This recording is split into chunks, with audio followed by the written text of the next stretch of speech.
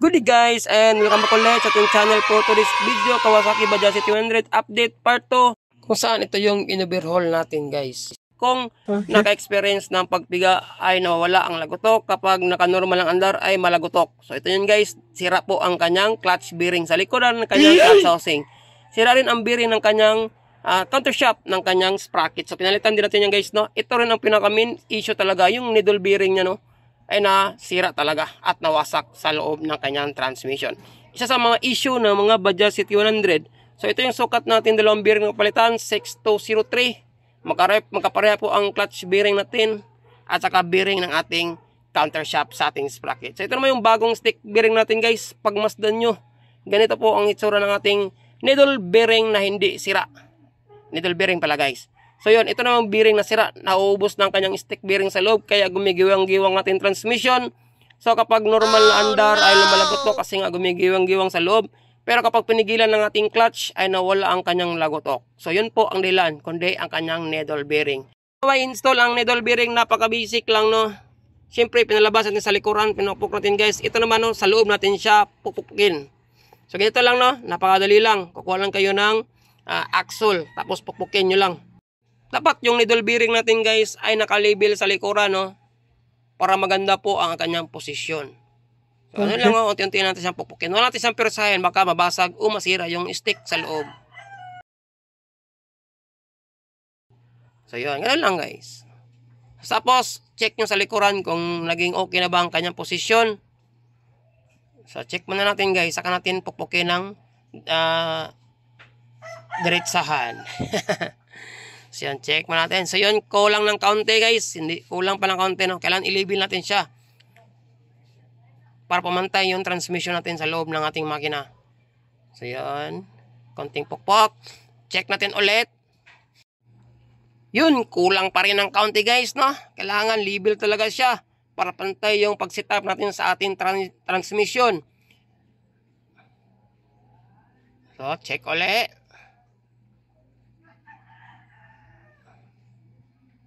So yun guys, ox na siya. So pwede na natin i-set up ang dalawang nating shafting sa ating transmission guys. Before natin ilagay ang dalawang shafting ng ating transmission, kailangan natin ilagay ang ating 6203 na bearing sa kanyang crankcase. Kasi pinalitan din natin siya ng bago guys, no? Kasi yung na-check ko siya is parang nagkaroon siya ng alog o gaywang. So maninigurado lang tayo, no? Kasi baka sayang ating pag-overhaul once na magkaroon ng problema sa kanyang sprocket. So, ito na yung opportunity na dapat ating gawin, na magpalit din tayo ng bearing sa kanyang sprocket para isa lang ang gastusin mo. Ibusin kung sakaling bibigay yung bearing ng kanyang sprocket. Siyempre 6203 din ang bearing niya guys. Kunting pokpok lang, unti-unti yung papasok. Ganun lang. Napakadali naman siya ibalik guys, no? Kapag tapos na natin ilagay yung 6203 na bearing niya sa kanyang crankcase sa ating countershaft, ang next naman nating ilagay na bearing is yung sa right crankcase na natin guys, kung saan nakapalikod yung clutch housing natin. Check natin yung bearing kung goods lang pagkabit natin. So yan po ay manaman ng pokpok lang. Siyempre lagyan din natin yan ng counting oil guys para smooth yung pag-ikot ng ating bearing, no? Konting langis lang. Ayan, ayos. At siyempre langis din ang ating stick bearing. Pasensya na kayo sa mga manok. Napakaingay talaga guys. Sige, okay lang yon. Ang importante is magawa natin ng voice over ang ating video. So goods na siya. Ang next naman is yung bearing ng ating right crankcase. So dito natin siya ipasok guys sa labas ng ating crankcase. Kasi meron yung stopper, no, sa loob. Meron siyang stopper. So dito sa labas natin siya ikabit. Kasi meron din yung stopper sa ibabaw ng bearing guys. Yung parang plate na tinanggal natin. Nung tinanggal natin yung kanyang bearing. So siyempre konting pukpok lang. Yun naman talaga ang paraan para makabit natin yung mga bearing. 6203 din ang bearing ng ating crankcase guys, ha. Siyempre ulitin ko lang, baka magtatanong kung anong sukat ng bearing na yan. At siyempre yung bearing naman ng ating crankshaft, yung dalawang bearing ng ating crankshaft ng Bajaj C200, baka meron din magtatanong. Yan po ay 6304. Dalawang 6304 po ang bearing ng ating crankshaft. So goods na ikabit na natin siya. Siyempre lagyan natin ng kaunting pangpadulas ang ating bearing. Yan. So siyempre ang next ito guys ay ang mag-set up na tayo ng ating dalawang shafting ng ating transmission.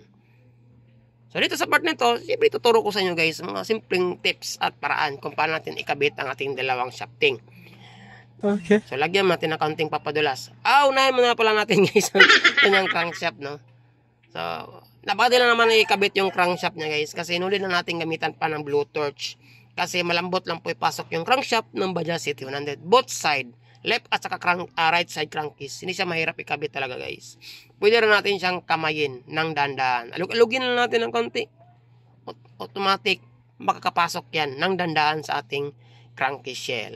Di katulad ng ibang mga makina na kailangan pa natin gumamit ng blue torch, tulad ng XRM na 125, MIUI, yung matitigas na bahagi ng ating crankcase. Pero sa Bajaj CT100, no need na.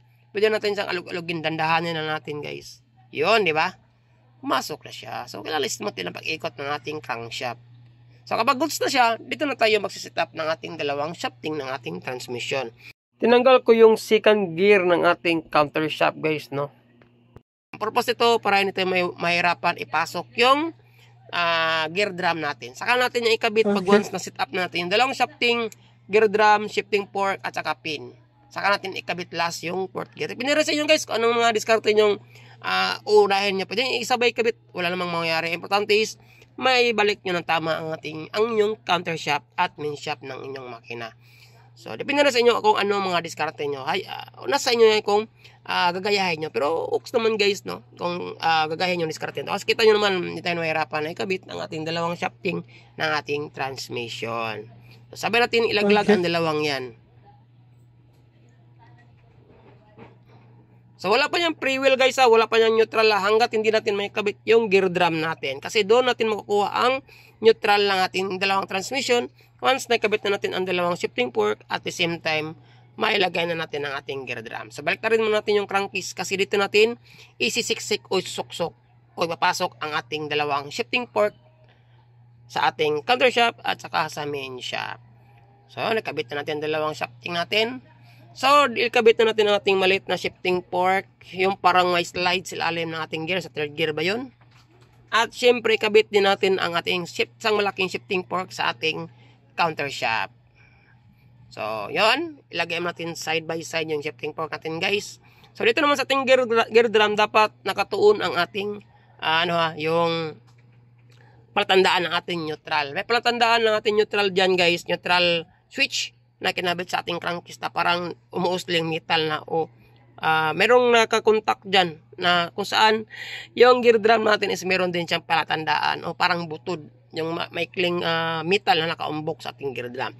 So kapag nakaharap yun ang dalawa, so yan guys, yan, yung tinuro ko, dapat yung umbok na yan at saka yung nakaumbok sa makina, yung parang switch ng ating neutral switch, so dapat nakaharap ang yan. So kapag nakaharap ang yan, madali nyong ma-access ang dalawang shifting fork ng ating main shaft at saka counter shaft.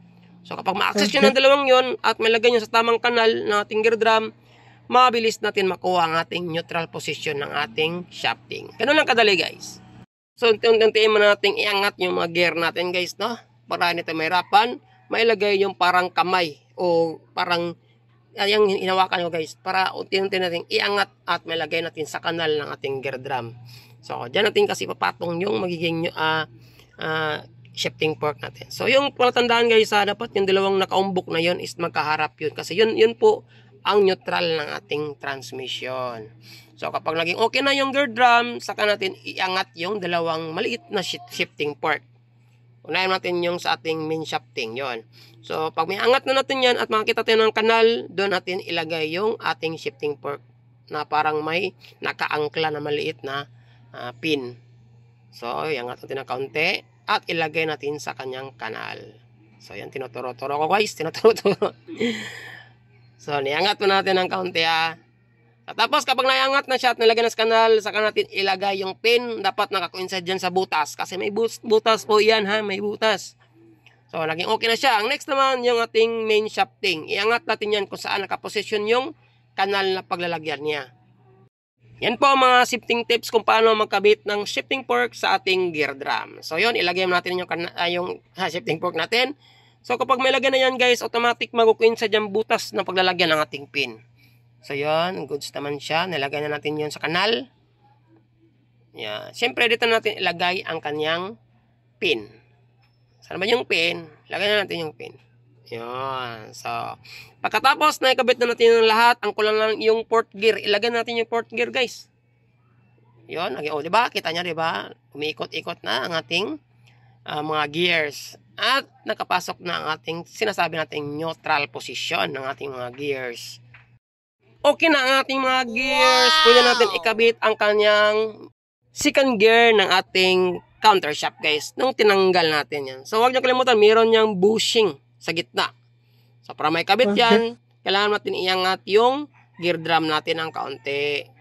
Kasi yung gear drum natin, guys, meron siyang parang payong na ubilog sa ibabaw. So, masasagi ang ating gear kapag hindi natin iangat. Yun po ang purpose kung bakit tinanggal ko yung malaking gear na yan na segunda, no? Pasensya na kayo, guys, napakaingat talaga ng ating kapitbahay na manok. So, yan. Saka natin ilagay yung bushing sa gitna kapag naging okay na ang ating gears. So, yun, di ba? Ikot-ikotin natin. So, yun pang palatandaan na naging okay na ang ating pagkabit ng ating dalawang transmission, guys. Kapag mayroon na siyang neutral. Tapos, kapag pinaikot-ikot natin yung dalawang shafting natin, guys, sabay-sabay din umikot yung mga gears natin. Yung tresera natin, yun, no? Tapos, yung segunda natin yan, si babaw, yan po ay segunda. Naka-engage po yan. So, every time nag-kick tayo, dyan po sumasabay yung kickstart natin. Kasi dyan po na-connect yung shafting natin sa ating transmission. So, kapag nakakuha nyo ng tamang posisyon na yan, guys, alam nyo na, successful po ang pag-ibit ng inyong transmission. So, syempre, maglagay tayo ng mga pampadulas sa ating makina, guys, no? Lahat ng mga gears, lagyan natin ng counting oil. Kasi matagal-tagal din makapasok ang oil sa ating makina kapag ito ay umaandar. Mas maglalagay natin ng counting oil, pati na rin sa ating crankshaft assembly. Maglalagay natin ng counting pampadulas. Siyempre, no? Wala natin kalimutan yan. So, kapag naging okay na siya, maglalagay natin ng liquid gasket, treban, or kahit anong pampalagay nyo sa gitna. Kasi walang crankcase po, walang crankcase gasket pala ang ating makina. So, maglalagay mo tayo ng liquid gasket. So, ang ginamit ko, guys, ay gasket all. Ito ay kulay puti. Depende na sa inyo kung lagyan nyo ang dalawang crankcase o isang crankcase lang. Pero kung ako ang tatanungin, dalawang crankcase po ang paglalagyan ko, guys. Mas maigi na yon o mas mabuti na yung maninigurado tayo para iwas leaking sa ating center crankcase. Kasi napakahirap po kapag ang ating center crankcase ang magiging problema o sanhi ng ating pagkakabaktya. Baklas lahat, malala talaga. At siyempre, oras natin is madagdagan na naman. So, ngayon, kailangan siguruhin natin dalawang crankcase na lang ang lalagyan natin. Depende sa inyo kung ano nakasanayan. Basta ako, dalawang crankcase ang nilagyan ko, guys. So, siyempre, lagyan na natin ng liquid gasket o gasket all ang ating makina. Pwede na natin ikabit ang ating crankcase ng dahan-dahan. Medyo may pagka-virgin pa yung bearing yan, guys, no, sa ating crankcase, no? Kita nyo naman, di ba? Medyo matagal-tagal na siyang bumaba ang ating crankcase. Sa dandahanan natin yun. Yun, pumasok na siya. At konting diin pa. Yun. Di ba? Napakadali lang, guys. Ganun lang. Amazing! So, kailangan natin siyang baliktarin para ilagay natin lahat ng mga bolt na tinanggal natin, guys. So, yun. Ikot-ikotin natin. Goods naman. Siyempre, ikot natin kalimutan. Maglagay din natin ng oil sa kanyang bearing at saka sa kanyang oil pump. Yun. Lagyan natin ng kaunting pampadulas para paniguradong maganda ang ikot ng ating oil pump.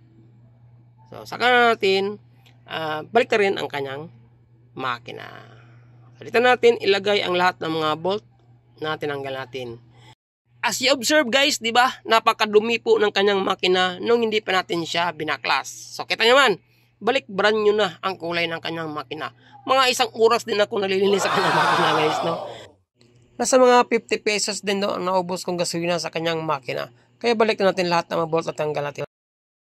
Pag nag-iikpit tayo, guys, paikot-ikotin natin ang ating crankshaft kung gumagalaw ba ito o hindi. Kasi kapag hindi yan gumagalaw, dapat bawi tayo sa mga bolt kung saan dapat siya luwagan o higpitan para magiging smooth ang pag-ikot ng ating crankshaft. Pag once may lagyan natin lahat ng mga bolt sa kanyang crankcase. Tapos, kapag okay na yung mga bolt, lahat may higpit na, konting ikot-ikot sa kanyang crankshaft. So, goods na siya, guys. So, malapit na tayo sa katotohanan. Nasa mga 40% na tayo sa pag-assemble ng kanyang makina. Pag malagay natin lahat ng mga bolt sa kanyang makina, guys, ay syempre i-review natin ang ikot ng kanyang crankshaft, no? Kailangan natin i-check kung smooth bang ikot ng kanyang crankshaft at hindi ba ito nagkaroon ng pag-disalign. So, goods naman siya. Focus naman ang kanyang pag-ikot. So, kulang na lang ay ang kanyang clutch. Black cylinder head. At syempre guys, para makita natin ang kabuuang itsura ng ating makina, kasi muna natin i-assemble ang kanyang clutch. So next step ay i-assemble natin ang limang pinayan sa ating gear drum. Kasi yan po ang indicator ng ating transmission. Every time tayo nakakambya, dyan po umiikot ang ating gear drum assembly. Or yung change pedal axle natin. No? Galing sa neutral hanggang sa kwarta. So ang motor pala na ito guys ay hindi rotary. No? Ibig sabihin, kapag nakaabot ka sa kwarta, hindi siya pumapasok sa neutral. Nasa sa kwarta lang siya. Kailangan pa siyang ibalik sa third, second, first at saka neutral. Kaya ang motor na ito ay hindi rotary. Okay. So ilagay natin yung parang star niya, no? Katapos yung change pedal axle, tapos yung bilog, katapos yung Allen bolt. Yun. So huwag kalimutan mag-like at mag-subscribe guys, no? Yung mga bago pa lang sa ating YouTube channel. At syempre ngayon ang napadpad.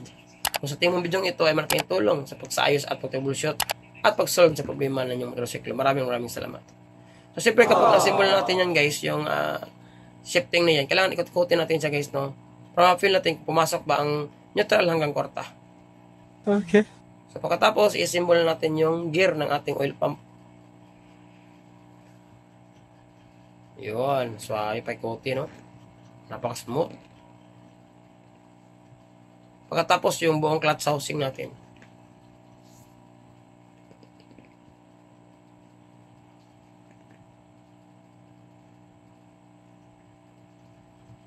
Pagkatapos yung gear ng ating clutch housing. So may kunya yan guys, no? Yung oil pump gear at saka yung gear na yung pinion gear natin may kunya yan. Pagkatapos malagay yung gear ng ating clutch housing, yung pinion gear niya, higpitan na natin ang nut sa kanyang clutch housing.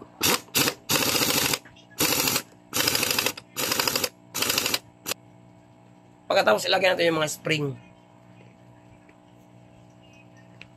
Tapos yung clutch plate lifter. Lagay natin lahat ng mga bolt. Tapos higpitan natin.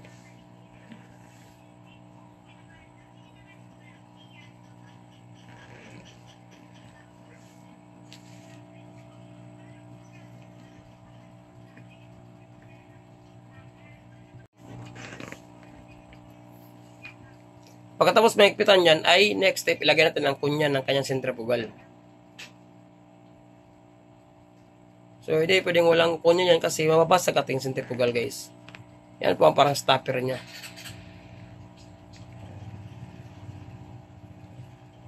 Next step, kanyang washer, yung kanyang castle nut. Tapos higpitan natin.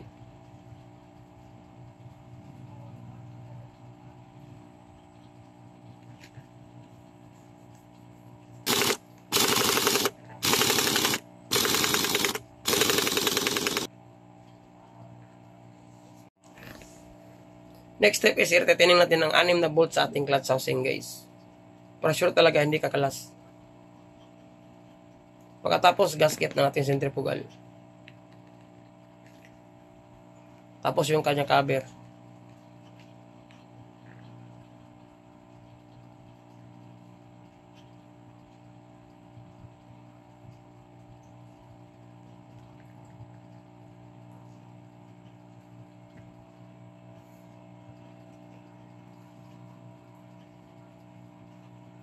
So yun, no? Malapit na matapos ang ating pag-assemble sa kanyang clutch, no? So next step, ilagay natin ang kanyang clutch gasket. Kanyang crankcase cover.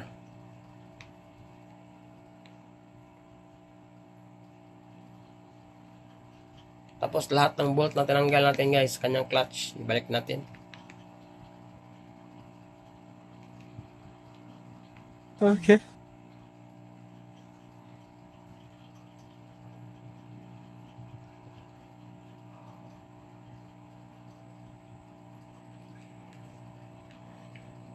Kapag mga replacement na clutch gasket, no, medyo may problema siya guys, nag-overlap siya. So mas maigi is, isa-isahin ang paglagay natin sa bolt hanggang makapasok ang lahat ng bolt sa bawat butas ng kanyang crankcase. Kasi maaring, kapag naghihigpit ka ng isang bolt, maaring yung mga part ng mga butas na yan ay hindi makapasok ang ating bolt. Kasi guys, nag-overlap ang ating gasket. Ang gasket na kinabit ko guys ay isang replacement, no? At hindi siya original. Kaya may overlap siya. Dito tulad ng original guys ay 0-0 talaga yung gasket natin, no? Walang overlap.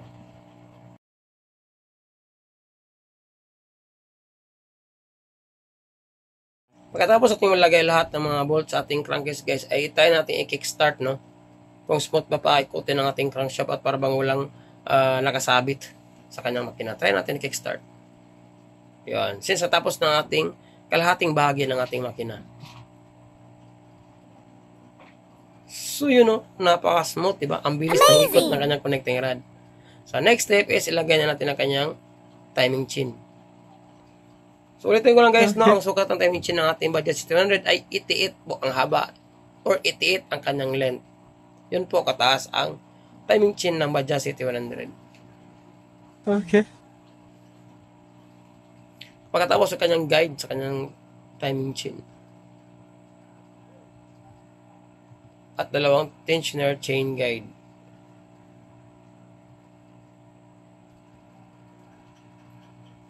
Dalawang chain guide niya. Yan, syempre, impact drive, no? Para sure bolt talagang hindi kakalas ang ating mga bolt.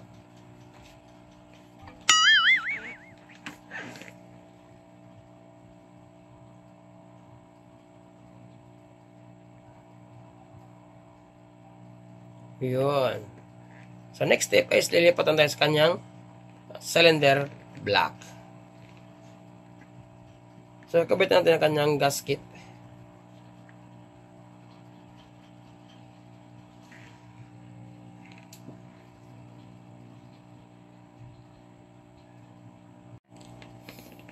Next step is ang kanyang piston, no? So, lagyan natin ang kanyang piston pin. So, remind ko lang guys, no? Huwag kalimutan ilagay yung piston lock, no? Every time nag-assemble tayo ng piston saka piston ring sa ating cylinder block. Napaka-important na i-review talaga natin na nakalagay yung dalawang piston lock natin, no? Kasi maaari kasi nga sa pagmamadali natin, maaari natin makalimutan yung mga lock. Yan po ang pinaka-importante kapag tayo ay nag-install ng piston sa ating cylinder block. So, syempre, pampadulas, no, lagyan natin ng kaunting oil. Tapos, yung ring ingap natin piston, guys, dapat hindi yan makatabi. Yung dalawang compression ring natin, yung isa is nasa ibabaw, ang kanyang buka. Yung isa naman is nasa ilalim. Kasi yung mga rings natin, guys, sa loob ng ating liner, ay unti-unti yung umiikot habang tumatagal na nag-ups and down ang ating piston. So, yun po ang obserbahan ko. Mas maigi is, may gap silang dalawa. Kahit yung mga oil ring natin at saka expander ring is dapat hindi sila makatabi yung mga ring gap. Para maiwasan natin na magkaroon ng usok o magkaroon ng leaking ng oil papasok sa ating palabas sa ating cylinder head. So yun ang dahilan kung bakit magkaroon naman ng puting usok ang ating motor. So yun mga advice ko lang guys na dapat ulit-ulitin na natin para rin na rin to sa mga bago lang at nagpaplanong mag-DIY sa kanilang motor. Okay. Before ko makalimutan ay siyempre shout out sa ating mga solid subscribers at followers natin sa Facebook. Maraming salamat po sa inyong lahat at lalo na sa ating mga silent viewers dyan. God bless at saka ride safe. Kapag ma-install natin yung piston sa ating block guys, necessary po talaga na itap natin ang ating piston para mapabilis ang ating pagkuha sa timing. Okay. Yun. Pagkabit ng piston, iangat natin siya at ilibil sa ating surface ng ating cylinder block para nakatap na siya agad. Yun, no? Kunting punas sa sobrang oil. Sa next step is ilagay na natin ang kanyang stator coil, no?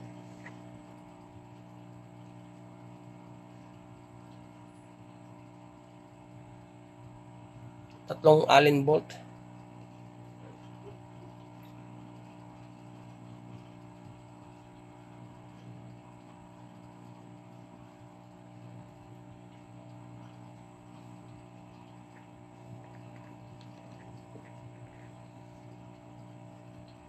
Kapag magpita natin ang tatlong Allen bolt guys, next step is ang kanyang kunya sa kanyang crankshaft. Sa kanyang magneto yan guys.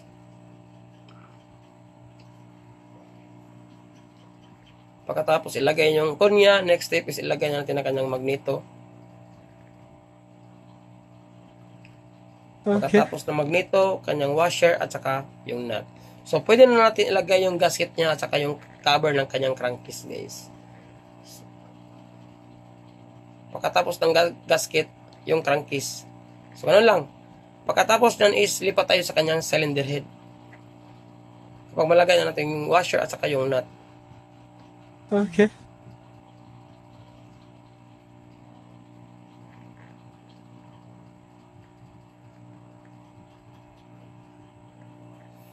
So ito yung pinaka-last part, guys, no, yung kanyang pag-install ng kanyang cylinder head. Siyempre yung Okay. cylinder head gasket ay dinikit ko na sa kanyang cylinder head, guys. Para nito yung mahirapan, ilagay yung kanyang gasket sa kanyang dowel, no, kasi tayo lang mag-isa nag-assemble at walang tagahawak ng timing chain. So, mas maigi is padikit na natin yung cylinder head gasket sa kanyang cylinder head. So ilagay natin lahat ng stud bolt, no, yung dalawa sa tagiliran at saka yung apat sa ating makina.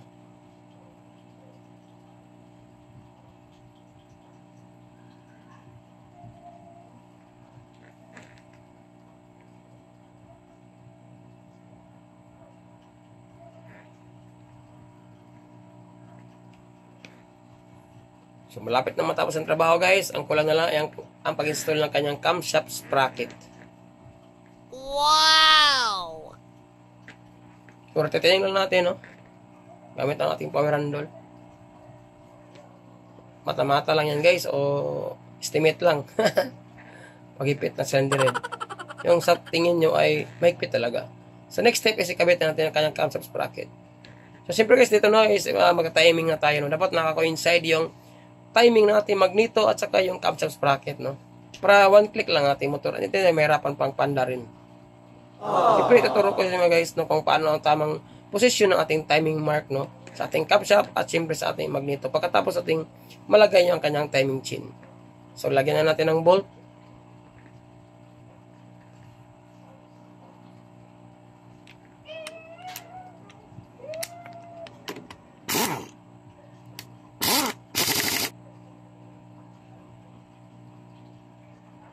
So, ito na guys, na-install natin ang kanyang camshaft sprocket at saka yung timing chain. At ito na natin makita yung timing, no? Yung timing mark ng ating magneto at saka timing ng ating camshaft sprocket. So, since nakatap ng ating piston, matik na guys, no? Timing na lang ng ating camshaft sprocket na nakatap at saka yung magneto natin. So, yan po yung timing natin guys. May guhit na yan. At syempre yung arrow sa ibabaw, no? At syempre yung guhit na yan ng ating timing mark. Nakatabi ng ating letter T. Yan, dapat naka-coincide yan. Para automatic, nakatap ng ating camshaft sprocket.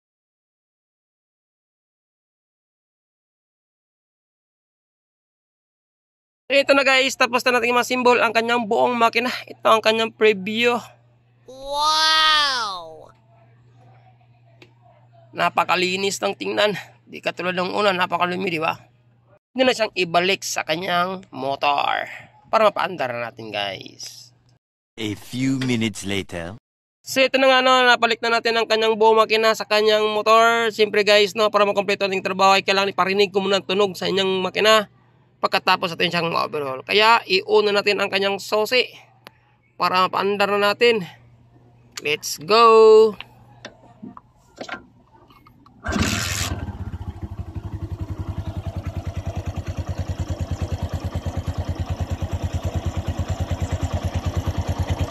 Balikbaran nyo na ang tunog ng kanyang makina guys. Napakaangas.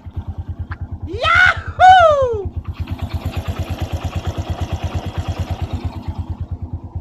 Kapag nakapiga ang kanyang clutch, goods ang tunog. Lalo na lang sa hindi nakapiga ang kanyang clutch, normal lang ang tunog. Iyon, no? Oh my God! Wow! Kaya apakan natin ang kanyang change pedal guys kung pumasok ba ang first to fourth gear, no? Primera, goods. Segunda, goods. Pasok. Tercera, goods. Pasok din. Kwarta, yun. Pasok lahat guys. Okay na pagkasiguro natin sa kanyang transmission. Kaya back changer na natin para sa kanyang neutral.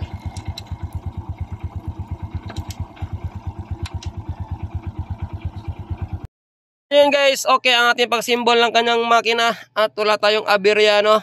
Goods din ang tunog ng kanyang makina. Siyempre yung mga pinalitan natin, dalawang bearing, Yon 6203 sa kanyang makina, sa kanyang engine sprocket at sa kanyang transmission. Pati na rin return spring, pinalitan din natin guys kasi naputol yan at hindi na bumabalik. So yun, goods na rin siya at wala ng katali-tali na rubber. At siyempre yung needle bearing. No? Sana may tutunan na naman kayo sa ginawa kong video ito. Maraming salamat at siyempre, see you sa aking next video. Ride safe, God bless. Shout out sa ating napakasipag na mekaniko. Ayan.